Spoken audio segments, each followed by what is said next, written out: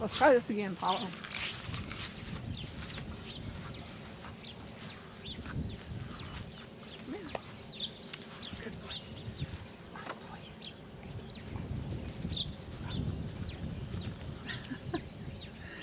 Hello everyone, it's Kim here at Hancock Homesteading Gardens. It is a beautiful sunny day. A little bit breezy, but not too bad. And we're going to start working on Paul's garden today. Now, the garden behind me, the flower garden behind me, is a cottage garden. And but Paul's garden is going to be located in a different spot. It's going to be in the southwest corner of the farm. And John's going to be the one doing most of the work, but I did want to make the introduction. I hope eventually to do a garden bed for Karen and a garden bed for Katie also, but we're going to start with Paul's since he sent all those wonderful plants from Afghanistan to me on Mother's Day. And we're going to use a really neat backdrop. We're using some old gate panels that used to be out by the barn, and the reason we're using them is because in my memories I have pictures of him climbing up onto those wooden gates, looking out, watching his dad drive the tractors across the field and do the farming. So I thought these gates aren't really usable for anything else right now because they're kind of bent and wobbly and old, so we're going to use them as a backdrop to Paul's garden. So, all right, well, let's go. Now, before you get all excited, remember that we are in the beginning stages of this garden, and it'll take 2 or 3 years for it to really look like anything, but you know, you have to start somewhere. So today we're going to start with the backdrop and getting some of the primary flowers in. All right, here we go.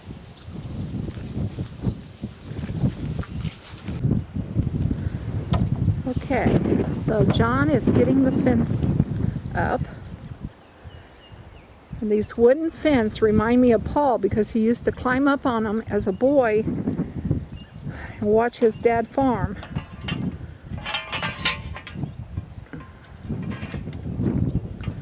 And they're not super good right now because they're kind of bent.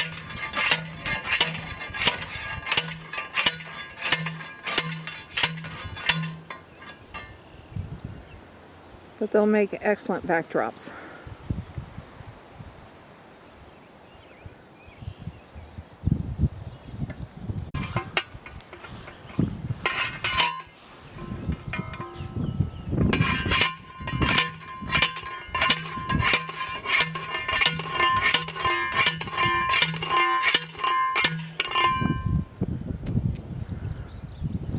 There's your dad, Paul, getting your garden started.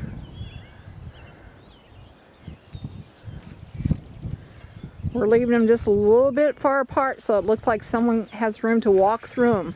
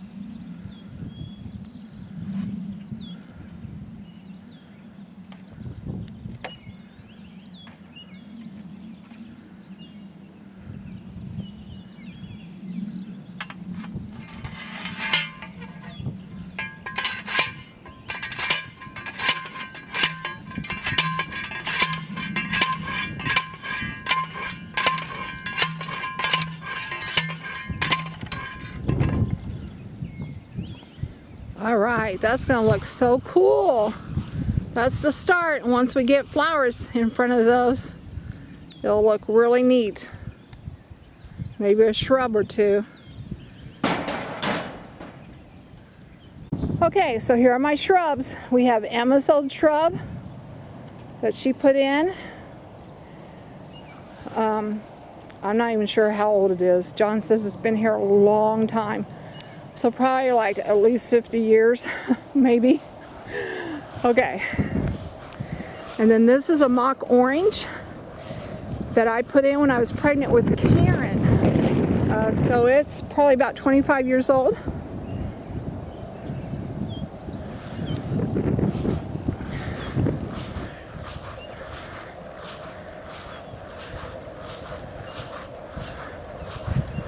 Okay, and then here's the other mock orange that we had transplanted from way down there, and we decided to move it up closer so I could see it from my window.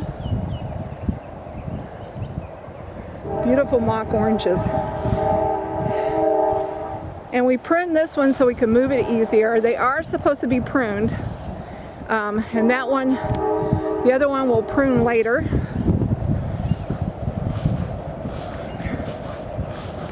And then here's the service berry. It gets really pretty purple berries on it.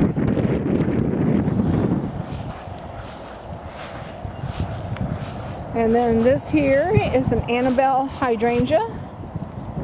It'll get big white fluffy balls of flowers on it.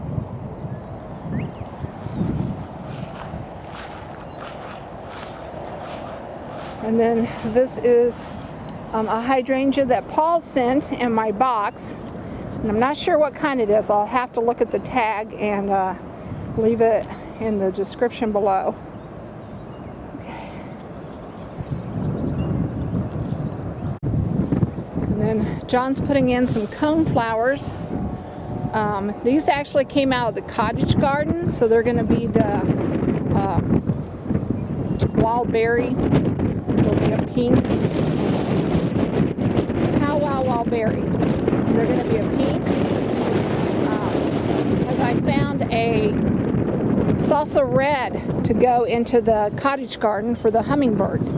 So I put the salsa red in the Cottage garden, and then these are going to be the powwow wild berries. And Paul had quite a few flowers sent, but not quite enough to fill up a whole garden, so we're going to start him off with some cone flowers. And they'll multiply and spread. And yes, they look really wilty right now, but after a good dosing of water, they'll be fine. Cone flowers are very hardy. And we just dug them out, so they're just, you know, having a little bit of a transplant shock. But they'll come back. All right. So there you go, Paul. There's the start with some powwow wild berries. And the sad thing is that Paul is colorblind and he cannot see the color red. And most of the plants he sent me have a red tint to them. So yeah, but we'll put some other colors in with them because we have a lot of space to fill up. But we're going to start with his flowers first, and then we'll fill in with some colors that he can actually see, like yellows. All right, this is Kim at Hancock Homesteading Gardens saying I'll talk to you later. Bye for now. That over there, I don't know if you can see it, is a butterfly bush.